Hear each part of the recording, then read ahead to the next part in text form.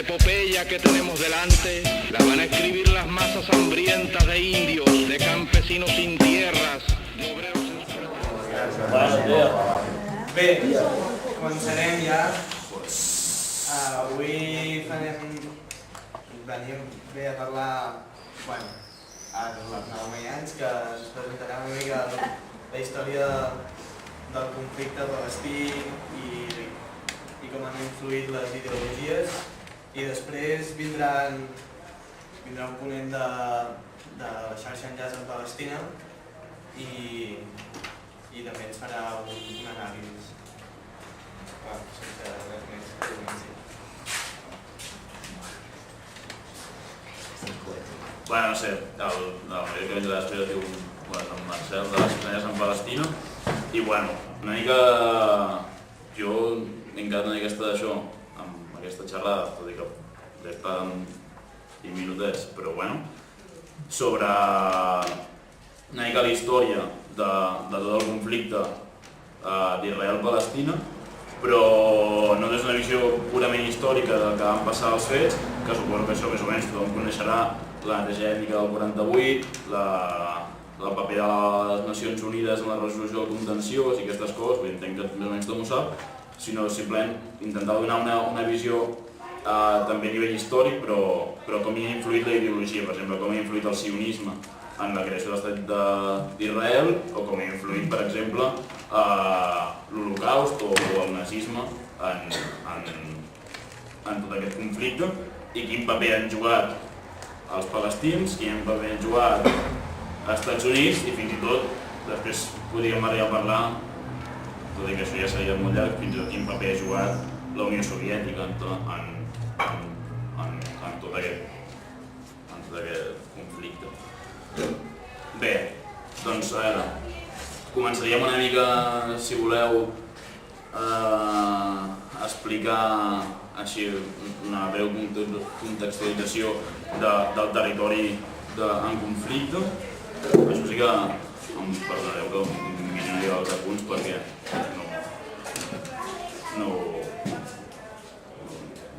potser tanta cosa no en sé.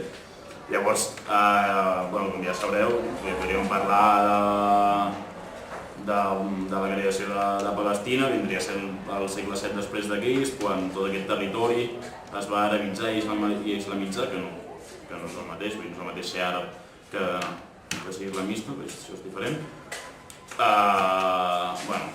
Això formava part de l'Imperi Otomà, com ja sabeu, quan s'acaba la Primera Guerra Mundial, l'Imperi Otomà cau, i llavors tots aquests territoris que han caigut es reparteixen entre les potències guanyadores. En aquest cas li va tocar a Gran Bretanya, i no és casualitat que Gran Bretanya es pugui quedar a Palestina, vull dir, es fan el repartiment, Gran Bretanya és qui té més de tots els que guanyen, és qui té més força a la Primera Guerra Mundial, llavors es queda als llocs on hi ha més petroli. Es queda Iraq, Iran, i diu Palestina, per què? Palestina tampoc és que tingui molt de petroli, però bé, és la sortida al mar de tots aquests territoris i per tant també és interessant. És llavors quan hi ha tot el conflicte jueu, la Primera Guerra Mundial, la Segona Guerra Mundial, tot l'antisemitisme, tot el tema de l'Holocaust, quan el sionisme ja ve d'abans, però és quan el poble o el sionisme entén que han de tenir una pàtria jueva, fan reunions amb Gran Bretanya, el 48 Gran Bretanya es retira d'una manera bastant ràpida i sense intentar resoldre el problema. S'entén que hi ha època de descolonitzacions, Palestina ja no ha de sortir al mar, hi ha altres maneres, hi han trobat noves vetes de petroli a la resta del món i per tant Palestina no interessa, a més és un territori on hi ha un conflicte latent important i a més els jueus que tenen un cert lobby important a nivell econòmic fan pressió perquè es retiri Gran Bretanya. Llavors quan Israel es planteja què fem els palestins, I esdevé llavors la mateixa ètnica del 1948, tota la guerra, el 64 es crea l'Organització de l'Iran de Palestina, les intifades, etc. I fins avui, que hi ha una política d'assentaments i d'ocupació per part d'Israel. Aquesta seria una mica la breu explicació històrica. I llavors, ara sí que no parlaré de l'ocupació ni res, sinó intentaré explicar què passa a partir de 1948 i intentar explicar tot allò que se'ns ha negat. O sigui, tothom coneix l'Holocaust, però ningú... Sí, intentarem parlar amb propietat i llavors no li direm l'Holocaust, li direm Shoah, que és com li diuen els jueus, però per exemple ningú coneix la Nakba, que és també l'extermini i la mateixa ètnica que parteixen els palestins.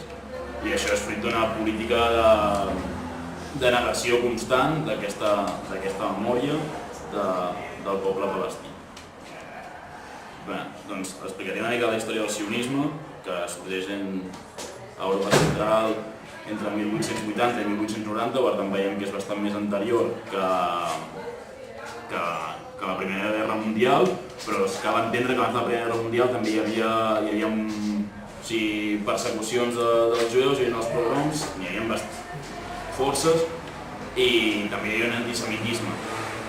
Els jueus sempre consideren al llarg de la història que aquest antisemitisme és etern i secular, és a dir, que mai es podrà erradicar aquest antisemitisme, que el poble europeu i occidental i tot el món van contra ells i els persegueix. Això no és cert, però bé.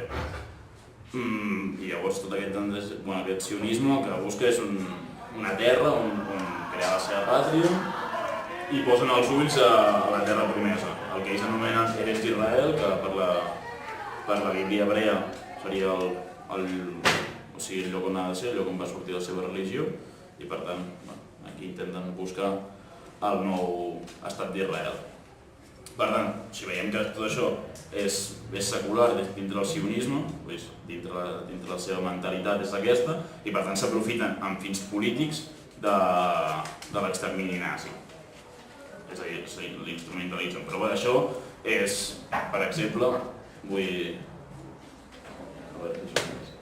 s'entén que, i això s'explica molt bé en tots els diaris de camps d'extermini, en el cas italià, i això ja potser a nivell personal, penso que la persona que més escriu sobre camps d'extermini és el Primo Levi, i una persona que es va quedar suïcidant per tot el que ha passat, però si llegim tota la historiografia o literatura dels republicans espanyols, ells més o menys el que havien de dir és això, que el camp de concentració era un lloc on, no cal explicar que és un camp de concentració, s'entén la brutalitat del que succeeix allà, però sí que és cert, per exemple, que els republicans espanyols no deixa de ser una opció política, els jueus no. Per tant, això comporta també que la gent que hi hagués allà jueu fos simples ciutadans, en canvi els republicans espanyols sí que fossin militars. Per tant, ells ho diuen, doncs si cada dia havien d'agafar 10 a la càmera de gas i n'agafaven 9 jueus i un republicà, doncs agafaven el republicà, el treien i el canviaven per un jueu. És el que passa entre els camps de concentració, és pura supervivència. Això explica molt bé Mauthausen quan els tiraven daltabaix de les escales per on havien d'anar a treballar. I bé, és el que és. Per tant, també s'entén que aquí sí que hi havia... No tots els jueus van ser víctimes dels camps de concentració, també és cert que hi havia jueus que eren policies en els propis camps i hi havia rangs de jueus. Vull dir, en un conflicte sempre, de la teva part, sempre hi ha el típic que s'intenta posar de l'altra part per no rebre. Vull dir, això és el que és, i per tant entenem que no tot el poble jueu era víctima. Això que per mi ha de quedar bastant clar. Llavors, davant d'això, tot això parlant de com influeix el nazisme. Quan ja tenen l'estat d'Israel, per exemple, clar, ells es troben en un estat en què un acusa l'altre dels supervivents. No, jo estava al camp de concentració i jo vaig sobreviure, però és que tu eres el policia al camp de concentració. I això Israel no ho pot suportar, perquè no és una força cohesionada com a estat. Per tant, què fan?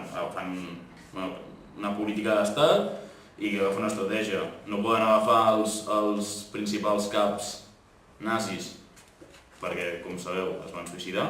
Per tant, no poden agafar ni Himmler, ni Goebbels, ni Hitler, perquè tots estan suïcidats, però agafen a Eichmann, que estava exiliat en aquell moment a Argentina, que també era un cap de l'exèrcit, però tampoc no era dels ideòlegs de l'extermini. L'agafen, la porten d'una manera totalment il·legal i li fan un judici públic a Israel. Un judici públic obert amb el fi d'ensenyar al món el patiment del poble jueu. És cert que van intervenint gent i van explicant el que els hi va passar als camps de concentració i tal, i totes aquestes persones que intervenen avancen, són actors, expliquen el que els diu l'estat de jueu i tots, l'estat d'Israel, i tots diuen el mateix i es mostren tot el poble israelià com a víctima. Per tant, això cal tenir en compte, com ha influït i com ha fet servir el nazisme d'aquesta manera. També és cert que tothom, quan pensa en l'Holocaust, pensa en els jueus, però també hi havia gitanos, hi havia polonesos, hi havia homosexuals, hi havia republicans espanyols i hi havia gent diversa, i aquesta gent no se'l recorda. No tenen un estat fort darrere que els hagi fet polítiques de memòria tan importants, i els jueus sí, a més del seu lobby. I també una altra arma que ha tingut sempre l'estat d'Israel és tothom que va en contra dels seus interessos el titllen d'antisemita, per tant el titllen de nazi, quan no tothom que és antisionista és nazi. Entenc, per exemple, el Xavier Enllaç es declara com a antisionista i no és nazi, vull dir, només faltaria. Per tant, hem sempre jugat aquest joc. Si vas contra nosaltres, ets nazi, i això és mentida. Però això ho vull deixar clar, però també vull deixar clar de la mateixa manera que no cal ser frívol amb la història. I sí que és cert que... I aquí entra una mica, i això potser ja és una visió una mica meva, entra una mica el tema aquest de la història, vista des d'una òptica que sempre se'ns ha intentat com negar, no? Que és aquesta òptica no marxista de la història, que, per una banda, que la història és com és, no perquè hi hagi una evolució real, tal com vindria a dir una mica la historiografia marxista, i també que tota la història d'un país és la mateixa, no. Sí que és cert que les capes, les èlits, l'oligarquia de l'estat d'Israel realment ha utilitzat el nazisme, però també és cert que les capes populars, i per tant aquí hi ha una història diferent, que les capes populars no se n'ha assabentat d'això, han patit també unes polítiques que ells també han rebut, no només de cara a l'estranger, sinó que el poble israelià s'ho ha cregut, i per exemple quan parlen els palestins, només de veure un palestí parlant o quan senten ràdios àrabs, ells ja ho titllen de nazi, tot el que sigui contra el poble israelià és nazi. Per tant, s'entén que hi ha hagut aquí una història diferent, la de les capes baixes i la de les capes altes, i que a més que les capes altes han intentat canviar la mentalitat de les capes baixes. És una percepció personal que faig de nivell històric. Penso jo que és interessant sempre analitzar la història d'aquesta manera, com també és important no quedar-se amb aquests són els bons i aquests els dolents. Per això de víctimes i botxins veiem que sempre és diferent, i el cas d'Israel potser el més fort de com han pogut ser víctimes i ara són els més grans botxins. Per tant, també cal tenir en compte, però també cal tenir en compte. Llavors, podríem... David Ben Gurion, l'obstacle britànic, un cop el nazisme cau, l'única por que podrien tenir els israelians, que era aquesta, que els palestins arribessin al seu lloc, o sigui, a Israel, i els hi fessin el mateix o els envaïssin. L'únic que queda és fer fora els britànics. Mai, pels israelians, mai Palestina ha sigut un problema. De fet, en la seva història, per ells van arribar a Palestina. Palestina era un lloc àrid, era un desert, en què no hi havia ningú, en què, bueno, sí, hi havia arbres, hi havia animals, hi havia palestins, que per ells no... Bueno, i un altre, també ara el mateix, no? Pels de dalt sabíem perfectament que els palestins eren persones, però pels de baix sempre se'ls va vendre, no. Són una cosa més del territori, una cosa més que s'ha d'expulsar, però mai van veure els palestins com uns interlocutors perquè no els era important, vull dir. I això ha entrat sempre directament en la memòria. Per tant, l'únic que havíem de parlar és amb el govern britànic, que es retirés i ells ja farien la seva. Per això ja les parla Israel amb Gran Bretanya i arriben a la conclusió de... Bueno, Israel cedeix una mica i diu, bueno, doncs vosaltres retireu i a canvi d'això, doncs nosaltres quedem una part de Palestina i l'altra part la tenen els àrabs. Gran Bretanya sabia perfectament que Israel té un exèrcit darrere, els àrabs tenen... Palestina té pedres i poc més. Vull dir, sabien perfectament que anaven a provocar un extermini i tot i així es retiren el 1947, al febrer, d'una manera precipitada i tot aquell territori passa en mans de Nacions Unides. Nacions Unides també, totes les resolucions tampoc pot intervenir-hi de manera excessiva. Per tot això, bueno, Nacions Unides té el Consell de Seguretat de sobre, en què hi ha la Unió Soviètica de Rússia, Estats Units, França, Anglaterra, Gran Bretanya, ara diria que hi ha Alemanya i la Xina ara. I bueno, doncs només que controlant una miqueta amb els lobbies dels Estats Units, doncs ja tenien que no s'hi podia intervenir. Llavors, fruit d'aquesta retirada de Gran Bretanya, David Ben Gurion, que és un dels principals líders sionistes en aquella època, tot i no ser ben nascut a Israel, doncs comencen a traçar les línies estratègiques. La tracen a una casa de Tel Aviv, que també és interessant perquè és com ha anat canviant al llarg de la història. És una casa que es deia la Casa Roja, al començament és la seu dels quibuts, que és el moviment socialista, per això ja us he dit que podríem parlar, això del Planeta Unit, l'estat d'Israel es val del socialisme i de la Unió Soviètica amb els quibuts, mai hem tingut ideologia socialista, però bueno. I després passa a ser on es reuneixen i tracen els plans A, B, C i fins al D, del D seria l'extermini. Cada cop van incrementant més els plans i l'A no el porten a terme, el B tampoc el porten a terme, el C tampoc el porten a terme i acaba portant a terme el pla D, que és el més... Bueno, bàsicament és una neteja ètnica, que és la que es practica el 1948. I llavors, arriba el 1948, el sionisme porta intrínsec dintre seu la naixement d'un estat jueu, però també porta seu que aquest estat jueu ha de ser només pels jueus i només jueu.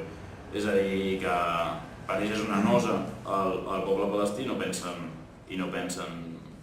compartir aquest espai. Per tant, comencen aquest pla D d'expulsió sistemàtica, basada en desallotjament de palestins per la força mitjançant la intimidació, bombardeig a gran escala, incendis de cases, de propietats i de béns, demolició de les aldees palestines i, per assegurar-se que aquests palestins no retornessin a casa seva, totes les restes acabaven minades, en mines, i tothom que tornava esclataven les mines i per tant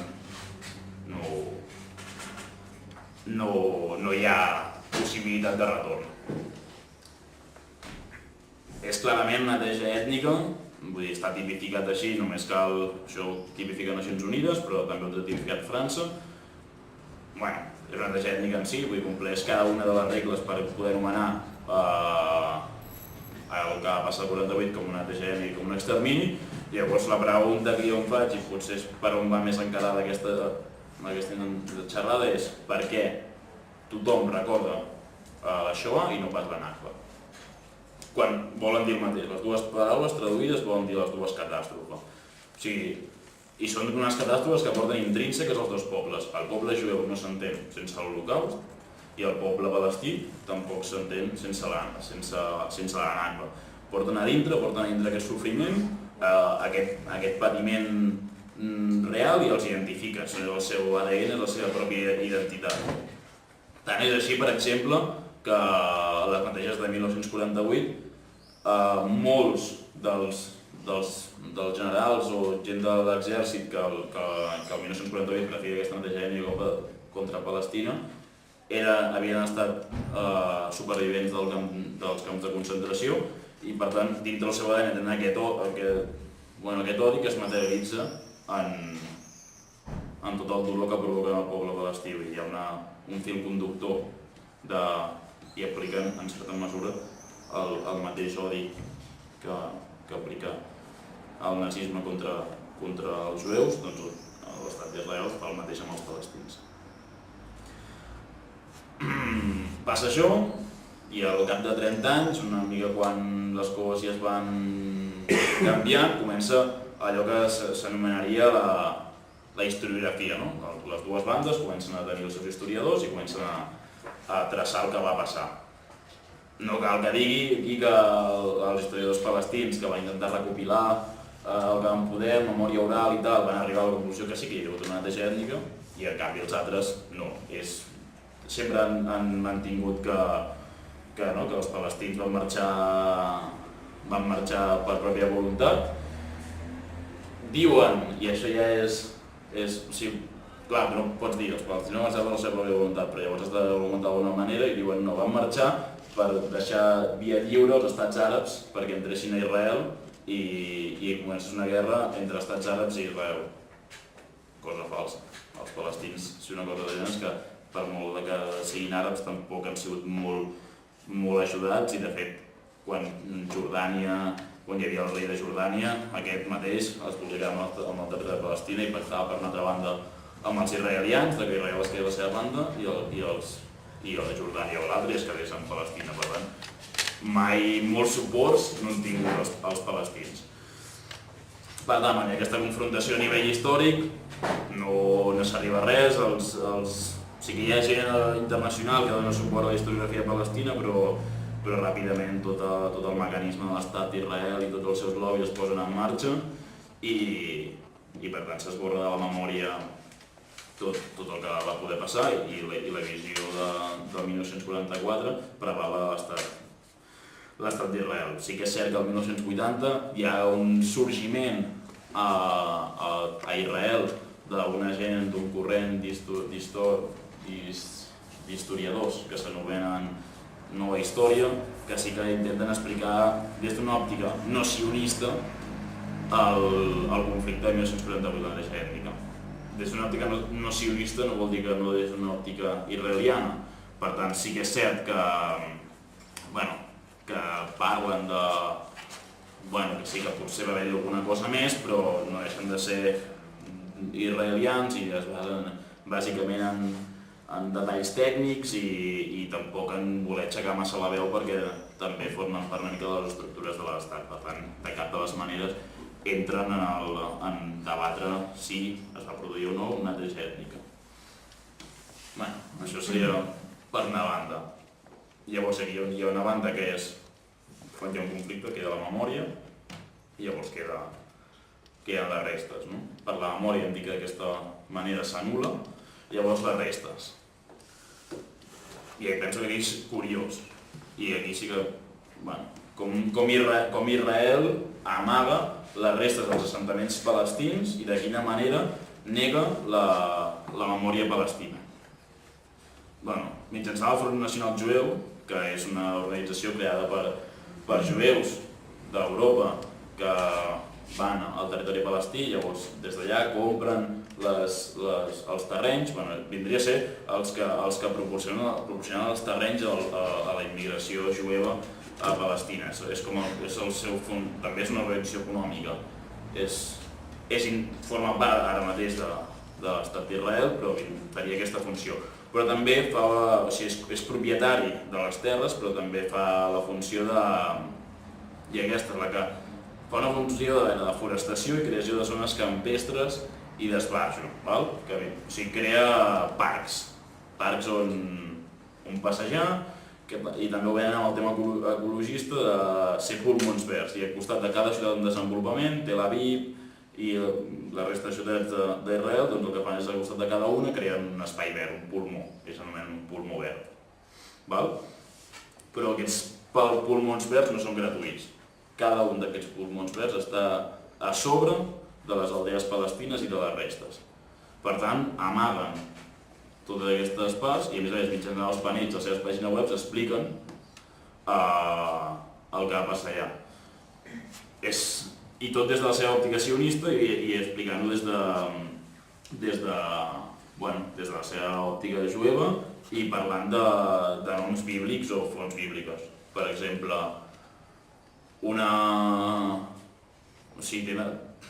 aquest mateix Front Nacional Jueu tenia una comissió que era dels noms i les aldees palestines els ficaven noms jueus o noms bíblics. I llavors, ells ho venen com, tot això era un parc, està així, i aquestes aldees palestines, aquestes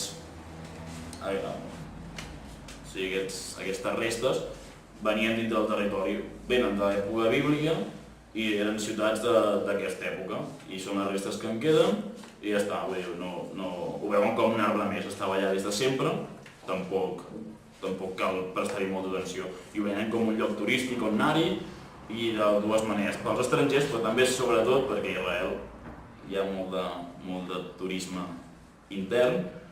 És així, era el que hi havia, els hi posen noms bíblics, tot i que algun cop sí que els he sortit una mica el tir per la culata perquè tothom ja coneixia el nom palestí, s'ha hagut d'acabar el nom palestí, llavors han hagut de buscar una altra explicació, però intentar sempre fer aquesta narració de la història mitjançant aquests boscos i mitjançant aquesta plantació d'arbres. I mitjançant la literatura explicar. Llavors és interessant també, aquí faig un apunt, que ja ho hem parlat una mica potser amb altra gent, és cert, ara no recordo l'any, però sí, Israel segueix fent això de plantar arbres en aquests llocs, i el 2000 i alguna cosa va plantar-ne un i el va dedicar, sembla que eren 50.000 arbres, i el va dedicar a la Pilar Rahola. Vull dir que veiem clar que aquesta dona és una ferma defensora del sionisme i veiem com l'estat d'Israel agraeix aquests suports internacionals i ho fan en aquest sentit d'aquesta manera. També veiem que la seva aplicació és, nosaltres vam fer florir del desert arbres, que vindria a ser una mica el que fan a nivell, amb aquesta preocupació que veiem a l'exterior de l'ecologisme i mitjançant el Front Nacional Jueu. També és cert que això comporta problemes. Els palestins tenen les seves cases, han de retornar allà, per tant són refugiats, no poden retornar allà, és obvi, perquè no se'ls reconeix com l'estatus de refugiat, però sí que és cert que de tant en quant s'ha donat casos de que palestins han volgut anar a recordar, a fer un acte commemoratiu a la seva aldea, a la seva població i tal. S'ha hagut de reprimir mitjançant trets. Vull dir que sí que és cert que hi ha hagut aquests problemes, però no s'han visualitzat mai. I llavors, enllaçant una mica el fil conductor aquest dels refugiats, si l'estat d'Israel nega la neteja ètnica de 1948, per tant, nega que hi havia gent, sí que hi havia palestins, per tant, nega l'expulsió de palestins, van expulsar més de la meitat de la població palestina, per tant, si negues tot això i dius que no va passar res, no poden existir refugiats. Per tant, pel poble palestí, per l'estat d'Israel no existeixen refugiats, i per ser estat d'Israel no existeixen refugiats, per la comunitat internacional no existeixen refugiats, i per als Estats Units no existeixen refugiats. Però sabem que és un conflicte, Nacions Unides està al mig i per tant hi ha hagut intents de la resolució d'aquest conflicte. Problema, una mica, i per mi, i també faig una mica el paral·lelisme al poble basc. Per uns el problema és jo et dono presos a canvi que tu deixis les armes i no entenen que no, Vull dir, aquí no estem parlant de presos o no. Jo no porto lluitant per torni dels presos, jo porto lluitant per l'autodeterminació del poble basc. Doncs igual passa amb l'estat d'Israel. Bueno, si niegues això, només és una pura qüestió de no, deixem de posar assentaments o deixem d'atacar-te. No vull que em deixis d'atacar, vull que la meva població palestina pugui tornar en els seus llocs, en els seus llocs d'origen, però en cap cas es parla. Vull dir, això és important. Per tant, ja hem dit tot això, per tant, tot el procés de pau, al llarg del procés de pau no hi ha hagut mai per part dels Estats Units ni per part d'Israel aquesta acceptació que hagin de tornar els refugiats. Cosa també aquí important, el 2000 a Camp David, que és on hi ha hagut 2 cops, si no m'equivoco, quan hi ha negociacions pel procés de pau, després de que en aquest moment ja és Yasser Arafat, que organitzador de l'alliberament de Palestina i des del 1973 líder palestí i president de l'Autoritat Nacional Palestina i després del Fatah, o sigui la facció armada de l'OAP, doncs una mica el que... Bueno, ell no signa, no pot signar perquè... Vull dir, sí, és el pla de partició que fa la ONU i és un 51% per Israel i un 49% per Palestina, no s'accepta, aquest encara és pitjor i a més nega d'arrel que... nega d'arrel per la mateixa ètnica del 1998, cosa que seria una traïció al poble palestí, per tant, Yasser Arafat no signa, per tant no hi ha procés de pau. Ràpidament, els Estats Units i Israel venen al món que Yasser Arafat i el poble palestí són uns violents. Jo suposo que jo recordo el 2000 que Yasser Arafat sortia a totes les teles com el més gran violent i el més gran terrorista, quan tot això era fruit de l'estratègia pròpia d'aquests 2 països, per tant de vendre al món aquest, com que no volien acceptar el procés de pau i tal, també molt paral·lelisme amb el que va passar aquí al País Basc. Això seria una mica la història de la negació, però llavors també cal entrar a debatre per què neguen aquesta neteja ètnica, per què tots els esforços d'Israel han intentat negar aquesta neteja. Bé, i aquí entra la memòria. Si per una banda s'entén que Israel, estat d'Israel, fa servir l'Holocaust per crear el seu poble, per crear el seu país, ven al món aquest antisemitisme etern, aquest racisme contra els jueus, tot això per fer veure al món que el poble d'Israel, o sigui, el poble jueu necessita un lloc on assentar-se. I per tant, aquesta és la idea del sionisme, ho ven així, i ara acceptar que aquesta neteja ètnica de 1948 passaria a les ments de la gent que el poble israelià ha sigut sempre la víctima, s'ha presentat com la víctima, ara passen a ser botxins, perden el seu estatus de víctima única al llarg de la història, per tant això, el primer de tot, a nivell general, ells no poden perdre aquest estatus que els dona certes facilitats a l'hora de fer coses, perquè pobles jueus tot el que van passar, per tant no poden perdre aquest estatus, i l'altre és l'estat d'Israel neix del sionisme i neix sobre la neteja ètnica, perquè després del 1948 es comença a crear l'estat d'Israel després d'expulsar tots els jueus, tots els palestins. Per tant, si es va crear l'estat d'Israel és perquè va haver una expulsió de palestins, i cosa que no poden acceptar de cap de les maneres, perquè seria posar en contradicció o posar en entredit com es va crear l'estat d'Israel. Aquí també m'agradaria fer un apunt, potser és una mica demagògic, però hi ha noves visions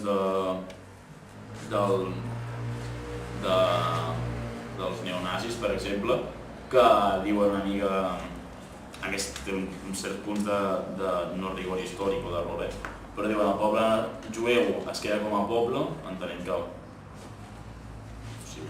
poble i nació, la diferència és que és la mateixa comunitat de persones, l'únic que el poble no té lloc on assentar-se, per tant, els gitanos són un poble gitano, en canvi la nació no.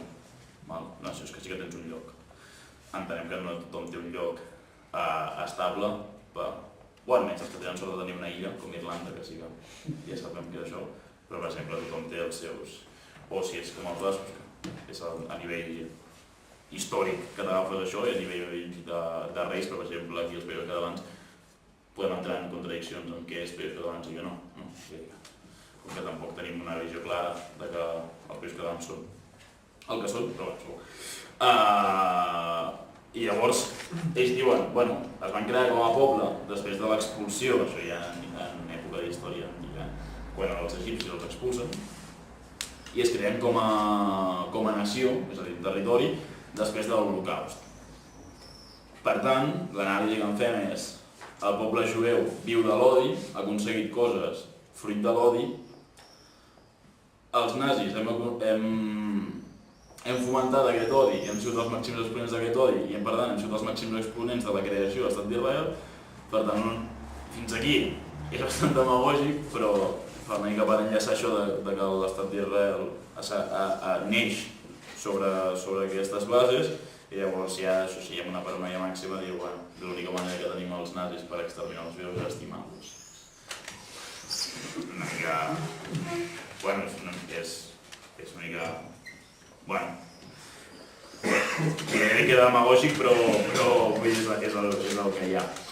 Vull dir, no hi podem fer res amb aquestes ments dels neonazis que a vegades ens il·lustren amb tota aquesta mostra de sabidoria.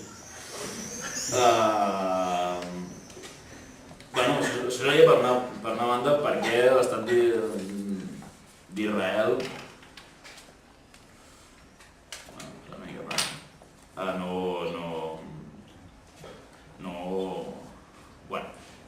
no pot acceptar aquest mal que ha sofert sobre el poble palestí.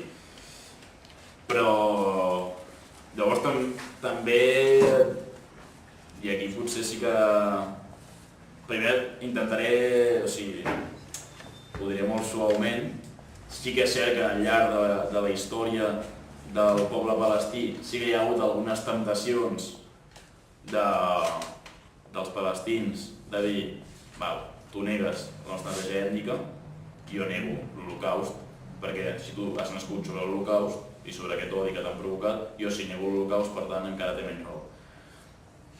Dic això, que és una mica fort, sí que és cert que hi ha alguna part dels palestins que sosté aquesta d'això, però de la mateixa manera dic això, dic que, que al meu entendre, el 1995, Yasser Arafat, principal líder palestí, diu hi ha gent que potser es pensa que els palestins sabem l'Holocaust. D'acord, doncs jo vinc al 50è aniversari de l'alliberament d'Auschwitz. O sigui, Yasser Arafat, al 95, diu, doncs jo vull venir a la commemoració de l'alliberament d'Auschwitz amb una mostra clara de que hi ha hagut Holocaust i que els palestins reconeixem aquest Holocaust. Els organitzadors del 50è aniversari d'Auschwitz no deixen entrar a Yasser Arafat. Vull una altra mostra més dels passos que han fet els palestins, que no entenen d'anar-hi, que se'ls hi faci fora i tot això, els donen una legitimitat clara i un dret clar a exigir a Israel que accepti d'una vegada per totes la neteja ètnica que van dur a terme el 48 i que a més que la relacionin amb el que van viure ells, amb la Shoah, i que per tant s'estableixin comparacions i que s'accepti i que s'està parlant que els dos han patit un procés d'extermini igual i d'aquesta manera també lligar-ho una miqueta amb totes aquestes matances que van passar al 48 i que, com ja he dit abans, doncs hi ha gent que va estar en els camps i que després va estar com a caps de l'exèrcit. També una altra manera així que podríem dir, o que podríem apuntar, ara ja he fet una mica d'història, ara vaig apuntant idees que al meu entendre que són punts que si els resumem un a un fan encara més forta l'ocupació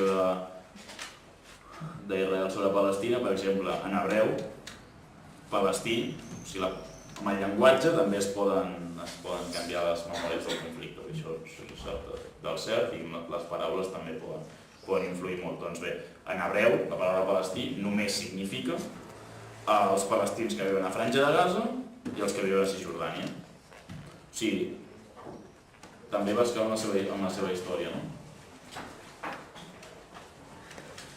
Vale, ja ho he arribat.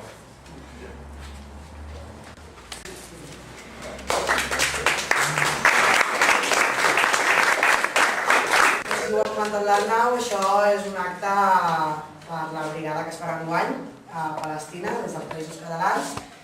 És una brigada on hi haurà representants de l'esquerra independentista i a més de casals i ateneus al Terra de València i al casal de Perpinyà. Llavors, ara xerrarem una miqueta sobre l'estratègia que s'ha adoptat des del moviment de solidaritat en Palestina, que és el BDS, Boicot, Desinversions i Sancions a l'Estat d'Israel. Ho presentarà en Marcel, que és un activista del BDS aquí a Catalunya, que a més ha estat visquent 4 anys allà a Palestina, i us explicarà una miqueta com funciona el BDS. Hola.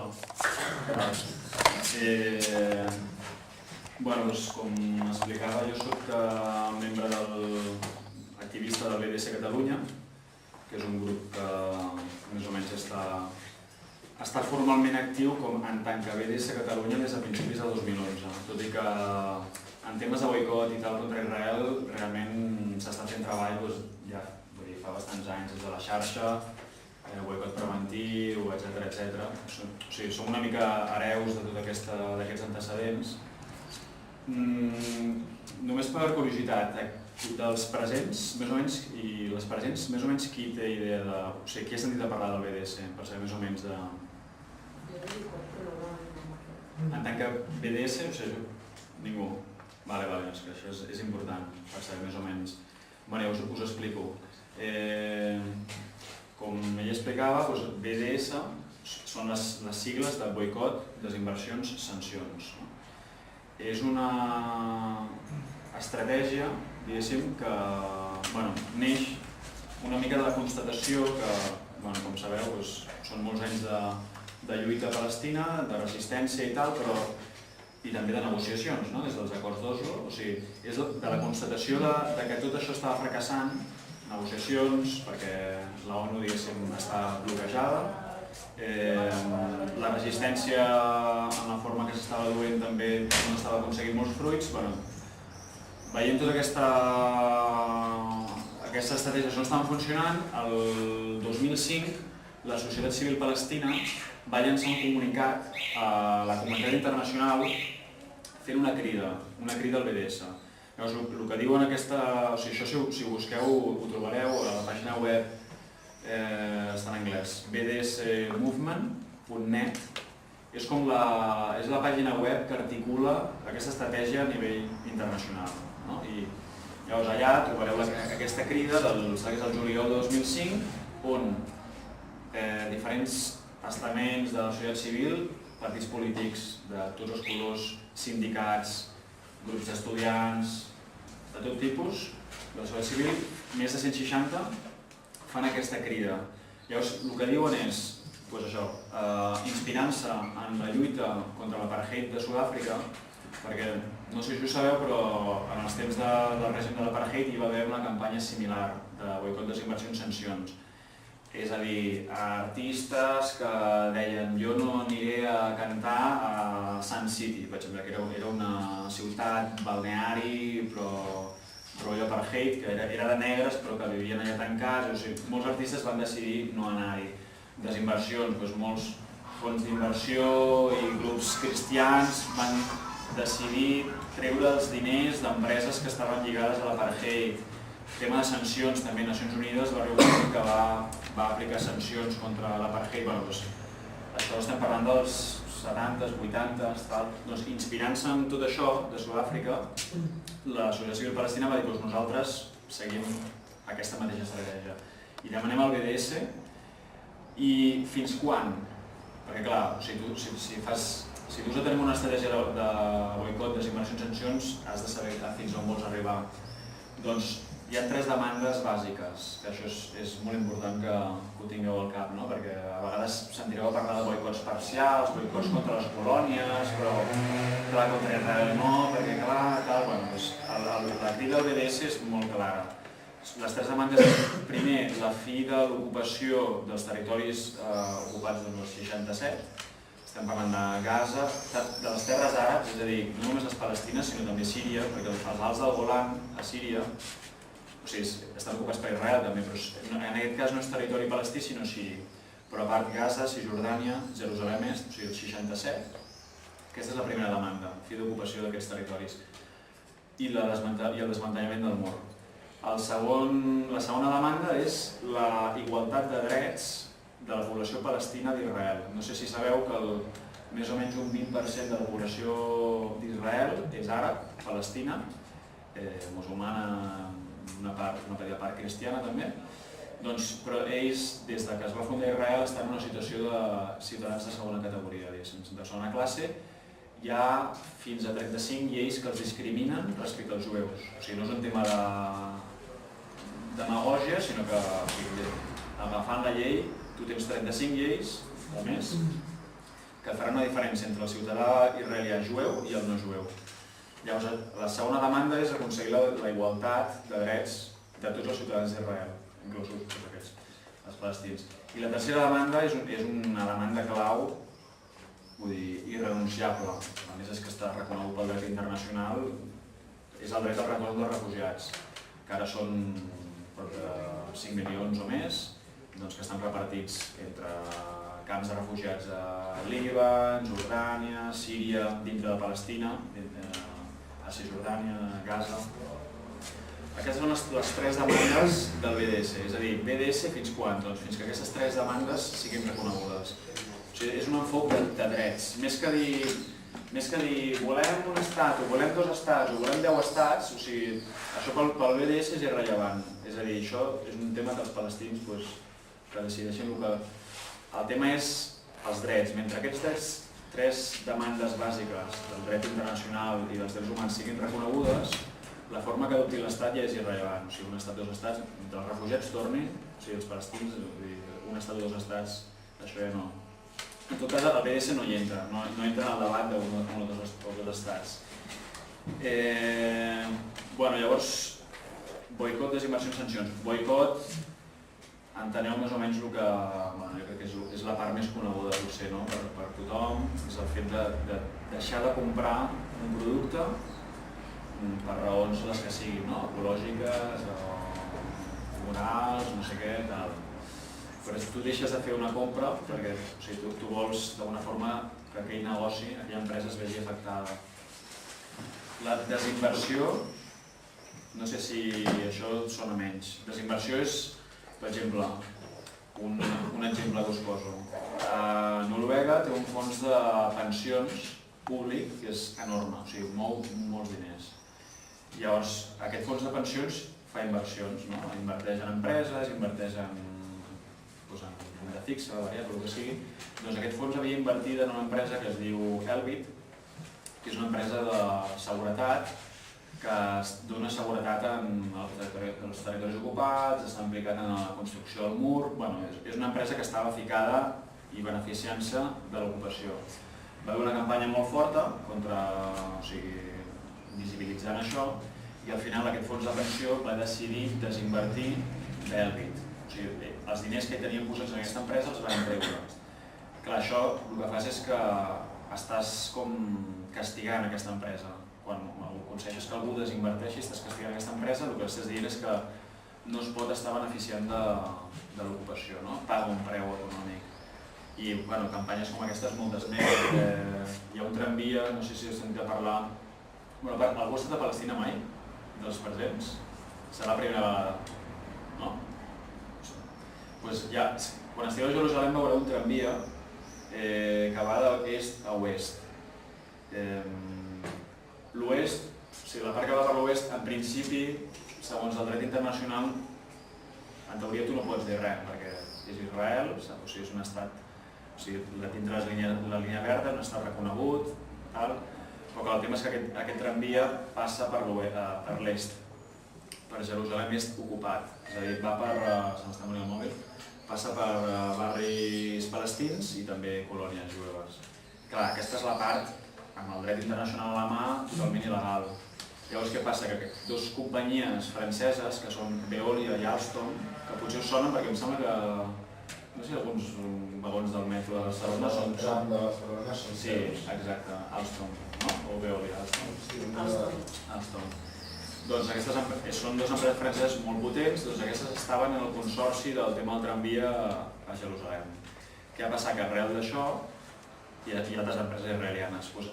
Fa uns anys es va endegar una campanya molt forta contra aquestes dues empreses.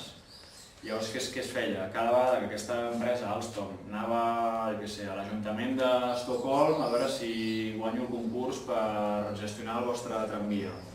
Es anava allà saco contra ells i perdien aquell concurs, no? Li donaven un altre. I clar, això, un rere un altre, el que fa és que l'empresa comença a perdre molts diners perquè clar, no li donen concursos d'altres licitacions. Clar, llavors, quan l'empresa comença a perdre diners, d'alguna forma diu, hòstia, a veure, això m'està costant molta pasta, perquè clar, jo aquí amb el tramvia de Jerusalem anava a guanyar tant, però que per l'altra banda estic perdent molt pel tema del boicot que m'estan fent. Que al final compensa, o sigui, miren i diuen, hòstia, això no compensa. I així ha sigut tant Veolia com Alstom, les dues aquestes empreses franceses implicades han decidit desinvertir, sortir d'aquest consorci del tramvia. I és així com va funcionant. Bueno, què més? Boicot, desinversions, sancions. Bueno, sancions és el més difícil de tocar, perquè sancions ja és més a nivell d'estats, a nivell institucional, Nacions Unides... Llavors, en l'estadi en el que estem, de BDS, almenys a l'estat espanyol, imaginar que l'estat espanyol suspengui el seu comerç d'armes amb Israel o que sancioni i tal, és bastant inimaginable en aquests moments. Realment, el que està més fort ara és el boicot. O sigui, del BDS, el boicot és el que està més fort a Catalunya i l'estat espanyol, i concretament el boicot cultural. Perquè clar, el boicot pot tenir moltes formes, pot adoptar moltes formes, pot ser comercial, o sigui, contra un producte israelià, que està fet a les colònies o no, perquè hi ha gent que només decideix atacar els productes produïts a colònies, però realment hi ha altra gent que diu no, s'ha boicotejat qualsevol producte israelià, però clar, realment on pots fer la diferència entre el que ve d'una colònia, és a dir, és com si tu no pots agafar l'ocupació i tallar-la amb un ganivet i dir això és l'ocupació i és molt dolenta i tal, i això és Israel, és una fantàstica democràcia modèlica. És absurd perquè és tot un entramat, és el mateix sistema, no? Llavors, clar, dir aquests productes no, però aquests sí formen part del mateix sistema. Però bueno, hi ha grups que decideixen, més moderats, que decideixen només atacar productes fets a les colònies. Bueno, comercial, però és que pot ser boicot esportiu també. Segurament us sona que cada 2 per 3 està aquí venint a Barcelona, al Maccabi a Tel Aviv, que si l'Eurolliga, que si no sé què. Llavors, si permetre que un equip de bàsquet de Tel Aviv vingui a jugar aquí normal, com si fos un país qualsevol, doncs això és el que no podem permetre. O sigui, la idea és trencar la normalitat, o sigui, que Israel no es comporti com un estat normal en el món, perquè no ho és. O sigui, Israel no és Itàlia o és Dinamarca, Israel és un país que s'ha fundat amb una neteja ètnica, expulsant 700.000 persones, i des de llavors no els ha parat de putejar de 1000 maneres diferents, i és un estat que viola el dret internacional de forma sistemàtica, que viola els drets humans. Llavors no podem permetre que se'l tracti com un país normal, no? A l'Eurolliga, a l'Eurovisió, a l'OCDE, no sé què. És trencar aquesta normalitat. Llavors, quan ve el Maccabi Tel Aviv per jugar a Barcelona, si tenim capacitat i tal, doncs anem i intentem fer el que es pugui, no? Abans fa uns anys, quan hi havia una mica menys de madura, s'arribava a saltar al camp i tal. Les últimes vegades ja estava més xungo treure banderes, però com a mínim cridar el boicot, però demostrar, visibilitzar això. Comercial, esportiu, cultural, o sigui, no sé, us sona la campanya del Serrat i del Sabina, que ara ells han de tocar a Israel, el juny. No, juny ja? Juny no? Ben aviat. Us sona? Però ells hi han d'anar. Llavors, des de l'àmbit de tot l'Estat s'ha fet una campanya molt forta perquè és un objectiu perfecte. O sigui, perquè clar, són molt coneguts, no només a l'estat espanyol sinó a Amèrica Llatina, són molt mediàtics, amb la qual cosa, si aconsegueixes una victòria aquí o tal, doncs tens molt d'impacte. I bueno, l'estratègia és animar-los o forçar-los que cancel·lin el seu concert a Israel. Què es pretén? Es pretén aïllar Israel, o sigui, a tots els nivells.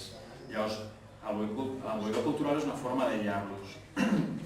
Perquè el tio o la tia de Tel Aviv, que estan allà vivint una vida fantàstica, als bars i guai, sortint de festa i tal, i que no se n'enteren de res de l'ocupació ni els interessa, aquests, el que passi allà a l'altra banda de línia verda o tal, o amb els àrabs que hi ha per allà, ells viuen la seva vida guai de Tel Aviv i tal, però clar, aquests, que el seu grup favorit de pop, no sé què, que Goril·les, no sé quantos, cancel·lin el seu concert, això els hi fot molt. I clar, la idea no és que els volem fotre, és que ells paguin un preu per l'ocupació.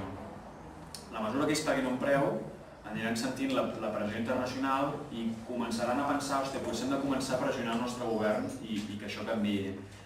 Llavors, el que s'intenta és que tothom allà pagui un preu. Les empreses, perquè perden negocis i baixen les exportacions i tal. La gent, perquè no pot gaudir dels seus artistes favorits i no sé què. Els equips de bàsquet, perquè van i els insulten i els molesten i no sé què. Els polítics van i en un altre país i tenen por que els detinguin. O sigui, és trencar la normalitat. I boicot, esportiu, tal, acadèmic, també molt important.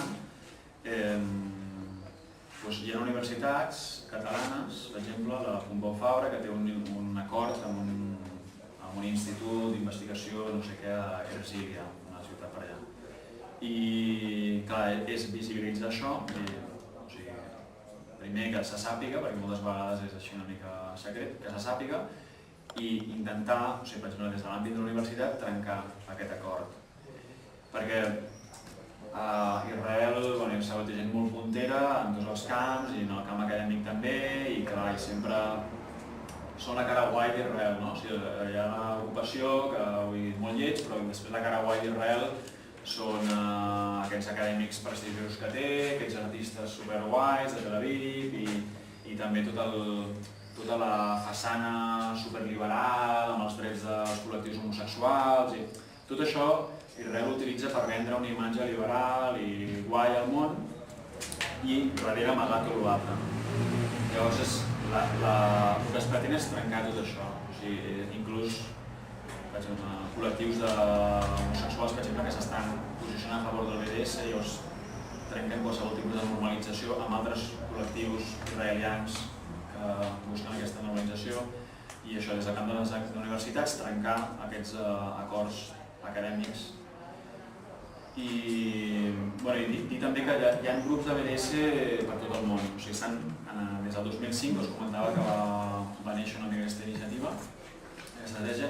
O sigui, tenim grups de BDS a Bèlgica, França, Itàlia, Estats Units, Sud-àfrica, tots els continents. Amèrica Llatina potser és els que estan una mica més peixos, però Austràlia està molt fort, Europa també. A l'estat espanyol, en comparació amb altres països europeus, estem una mica, com en tot, més fluixos en tema de BDS, no? O sigui, anem per darrere. O sigui, si tu compares la força que tenen el BDS França i Itàlia, que ja han aconseguit victòries potents, aquí realment victòries potents de BDS no se n'han aconseguit. Petites victòries, sí, però no a nivell d'altres països. I és interessant saber que també a dintre d'Israel hi ha un grup de BDS. O sigui, que són jueus i palestins. Es diu Boycott from Within, boicot des de dintre, i ara no ens enganyem, són una part marginal de la societat israeliana, però tot i que són pocs, tenen el seu impacte. I aquests, per exemple, el que fan és ara la Madonna, no? Ara fa poc hi ha hagut un concert de la Madonna a Israel. Doncs aquest grup de boicot de dintre Israel diu: nosaltres, ciutadans jueus i palestins, et demanem que no vinguis per tal i tal, i la crida de la societat civil palestina i tal.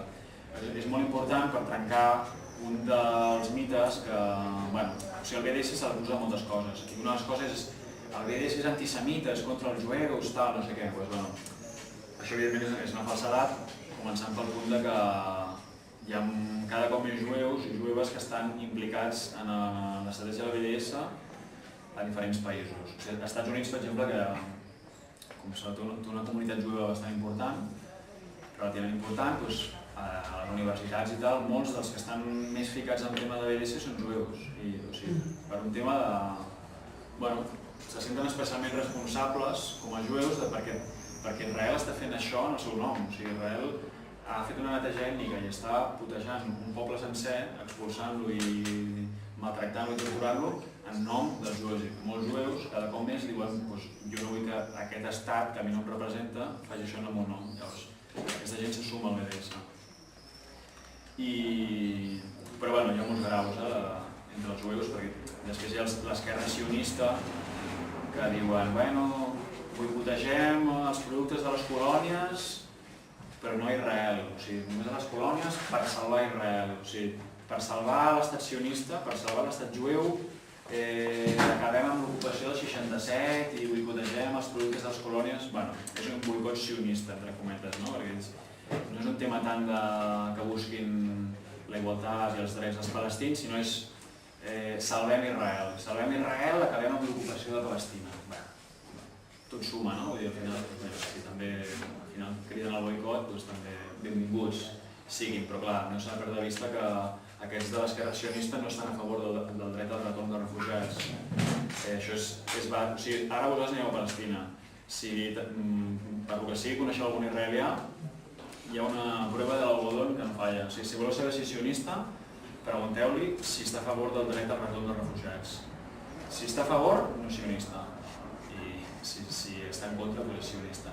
Ho dic perquè igual podeu conèixer israelians guais, així, que són igual que nosaltres, i sí, Che Guevara, i no sé què, i són molt d'esquerres, però en els temes de... quan toques aquest tema de fons, diran no, Israel ha de seguir sent un estat jueu i això no es toca.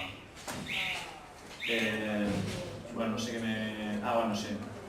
Doncs això, a Catalunya som el BDS Catalunya, que operem així formalment com a grup BDS des del principi de 2011.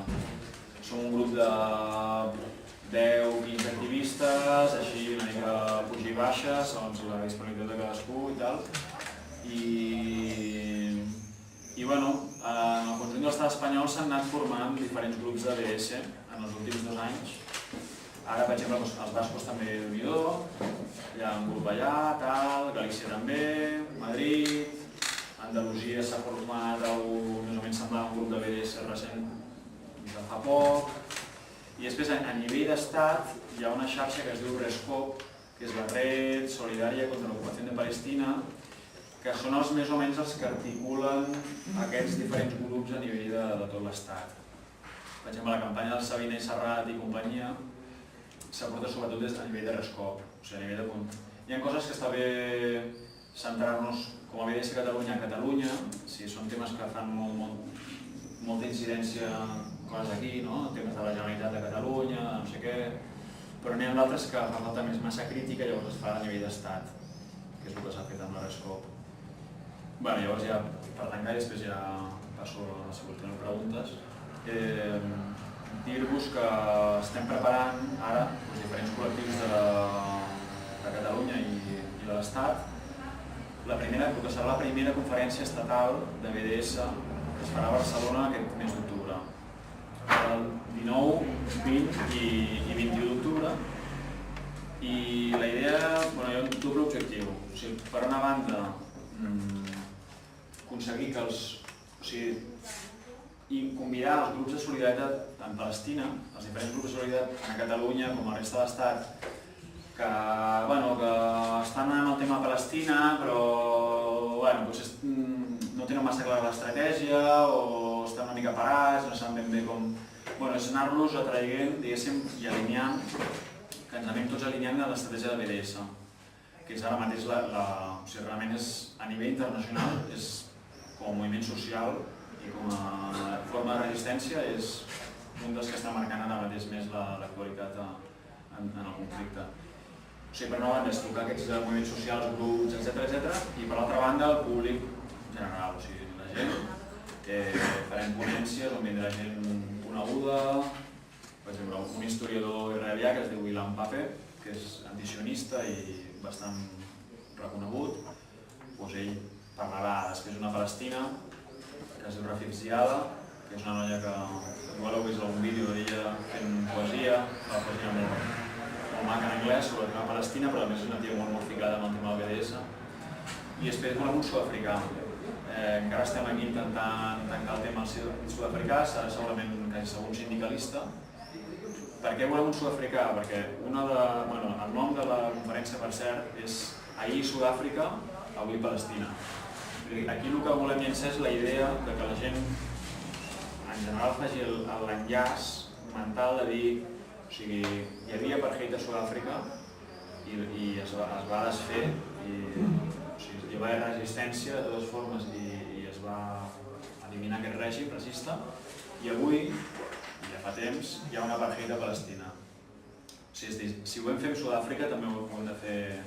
Jo evidentment no hi era, soc una mica menys jove que vosaltres, però evidentment no, en aquella època no. Però hi havia gent que va estar lluitant amb aquest tema de l'apartheid i tal, i és ahir Sud-àfrica, avui Palestina. El fet de portar un sud-africà, la idea és que el mateix sud-africà digui, jo en tant que sud-africà, veig que això que hi ha a Palestina és un apartheid com el que teníem a Sud-àfrica. Això és molt important de cara a l'opinió pública, perquè apartheid encara hi ha molta gent que ho qüestiona, diuen no, hi ha una ocupació, però apartheid no, tal, és molt diferent perquè Sud-àfrica tal i qual. Que realment hi ha un tribunal que es diu Tribunal Russell, no sabríeu explicar-ho, però és una fórmula de justícia que s'ha fet servir en altres ocasions, en altres causes, i llavors hi ha experts, juristes de tot el món que han estat estudiant el tema legal en el cas de Palestina. I fa poc hi va haver una sessió, fa uns mesos, a Sud-àfrica, es va estudiar el cas de Palestina i es va arribar a la conclusió que legalment, des del que Nacions Unides defineix com a apartheid, perquè és una figura que està en el dret internacional, és el crim d'apartheid, està escrit. Que mirant tot el que posava en la lletra d'aquest crim, es podia dir que això aplica a Palestina. Legalment es pot dir que pel dret internacional a Palestina hi ha apartheid. Però això molta gent ho negarà. Llavors la idea és anar ficant aquesta idea, que la gent ho vegi. I no m'enrotllo més, no sé si teniu preguntes. El boicot, que a totes les empreses diguem-ne d'Israel, però empreses que exportin aquí a Catalunya n'hi ha? Israelianes que exportin aquí? Sí, empreses així de productes alimentaris o coses que puguis... Sí, aquí per exemple hi ha... Nosaltres com a BDS a Catalunya, un dels nostres objectius, per no dir el principal, de tema del boicot comercial és una empresa que es diu Eden, que és empresa d'aigua. Llavors, concretament de dispensadors d'aquests d'aigua, el transport que tens aquí, amb ampolles i tal. No sé si també, em sembla que també ampolles així de consum normal, però sobretot... Com? No és de la Nestlé? No, és una empresa, aquesta es diu Eden Springs. Eden. I aquests, en el mercat així de dispensadors d'aquests, són bastant líders, em sembla que tenim quasi la meitat del mercat que hi ha. Llavors, què té de peculiar aquesta empresa? És israeliana, però que a més aquesta és flagrant ocupació, es beneficia de forma flagrant de l'ocupació, en aquest cas no de Palestina, sinó dels alts del Golan siris, que van ser ocupats dels 67, com Gaza, Cisjordània i Jerusalem més, doncs els de Golan, primer que en el primer segon any, en el primer any d'ocupació del Golan, van fotre fora el 90% de la població àrab d'allà, Síria. Ho dic perquè, clar, Palestina es va netejar ètnicament l'any 48, de 3/4 part de la seva població van fotre fora. Doncs que al Golan arriba quasi el 90% de gent, eren menys, però en percentatge, 90 i escaig així, els van fotre fora, i estan a Síria, a l'altra banda. A part de l'ocupació i tal, Israel ha estat explotant els recursos naturals del Golan des del 67, i aquesta empresa neix d'allà, neix d'unes fonts d'aigua que hi ha allà i que tenen diverses plantes encara avui en dia, i evidentment l'aigua que veiem aquí no és que vingui del Golan, però la matriu de l'empresa és israeliana. Llavors això ho tenim a casa, ho tenim aquí, hi ha moltes oficines i facultats. Per exemple, a la facultat de Geografia i Història de l'UB al Raval hem detectat que hi ha dispensadors d'aquests i altres llocs. I aquest és el nostre objectiu principal, que anem més. Hi ha alguns productes del Mar Mort, patates LZ no sé quantos del Mercadona, que són israelianes. Aquí no hi ha tant. Al País Basc, per exemple, allà han fet molt el tema de les joguines. Hi ha joguines, especialment el Rubicu, aquest clàssic dels cubs i tal. Sí, principalment... És el Rubicu. El Rubicu és una espècie d'escrave. Rubicu, això.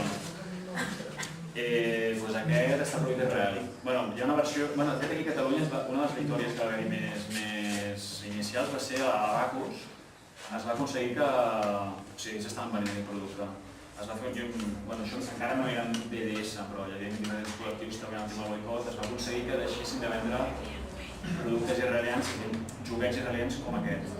I van començar a dir que ara ja no tal, que l'havien substituït per un xinès perquè era més barat.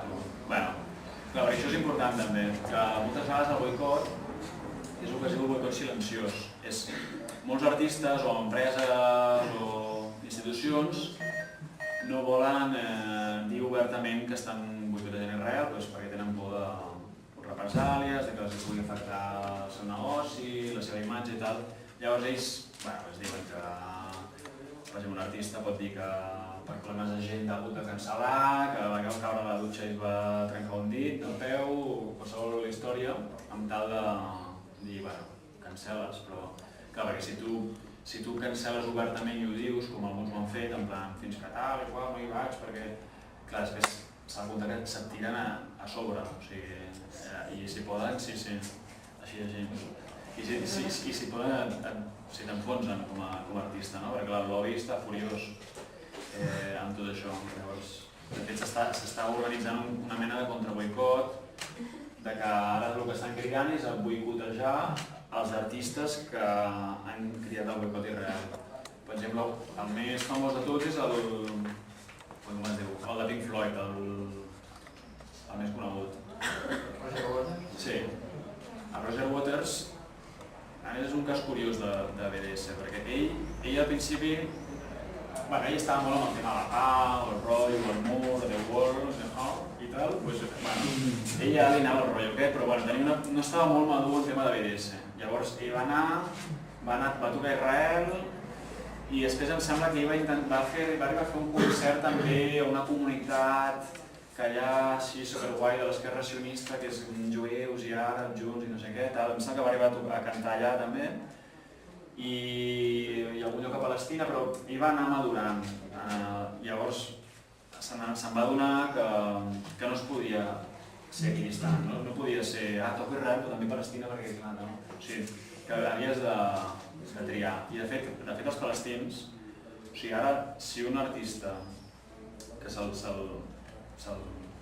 contacta i li dius cancel·la tu concert a Israel, si ells proposen, no? Però ni a Tel Aviv però també ni a Ramallah. O sigui, ara la resposta del Comitè Nacional de Boicot Palestí és contundent, no cal ni que vinguis a Ramallah, o sigui, tu aquí no seràs benvingut. És a dir, que ja cada cop més la societat palestina ja no es deixa manipular en aquest joc de l'equidistància. O sigui, és en plan, si vols venir, vine però només a tocar els territoris ocupats. O sigui, el rotllo d'equidistants, de baix a Tel Aviv i tal, no en volem aquí, no? I de fet el Roger Noguetes va començar una mica així, voler una mica fer dos bandes i al final el tio s'ha convertit en un defensor acèrrim del BDS i públicament i tal. Llavors aquest és un dels que contra boicot estan anant per ell, o sigui, diuen l'hem de boicotejar, no? I després Goril·les, Cat Power, no sé què altres grups, el Carlos Santana i alguns més que han obertament boicotejat Israel.